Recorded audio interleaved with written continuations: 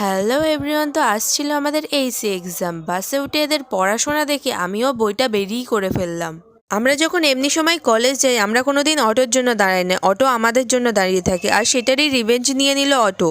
বেশ কিছুক্ষণ দাঁড়িয়ে থাকার পর আমরা উঠে পড়লাম অটোতে। কলেজে এসেই প্রথমেই আমরা দেখে নিলাম কে কোন রুমে পড়েছি। মনিকা আর মিষ্টিকে টাটা করে আমি আর নিশা চলে গেলাম আমাদের রুমে। এখানে নিশা আমাকে বলছিল যে আমরা আর পিছন দিকে বেঞ্চ পাবোই না, আমাদেরকে সামনের দিকে বসতে হবে।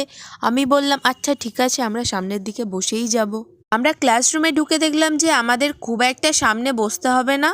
আমরা একটা মাঝখানে বেঞ্চ খুঁজে নিয়েছিলাম যেখানে আমি আর নিশা বসেছিলাম। নিশা এখানে সবাইকে ডেকে ডেকে আমাদের সামনে বসাচ্ছিল কারণ আমাদের সামনের জায়গাটা ফাঁকা ছিল। তারপর আমাদের ক্লাসে চলে আসে ম্যাম, আর আমরা টানা 1 ঘন্টা পরীক্ষা দেওয়ার পর বাইরে বেরিয়ে আসি। বেরিয়েই আমি নিশাকে জিজ্ঞেস করলাম, হ্যাঁ রে নিশা, তোর পরীক্ষা কেমন হয়েছে? নিশা তো বললো দারুণ হয়েছে। তো এরাই আমাদের সামনে বসেছিলাম, তো এদেরকেও আমি জিজ্ঞেস করে নিলাম কেমন হয়েছে পরীক্ষা। একদিন পরীক্ষা কেমন হবে জানি না, ওপরওয়ালা জানে।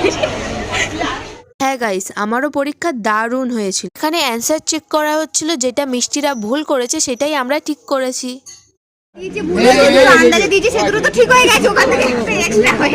ঠিক আছে, যাই হোক আমরা ভালো পরীক্ষা দিয়েছি। ভালো।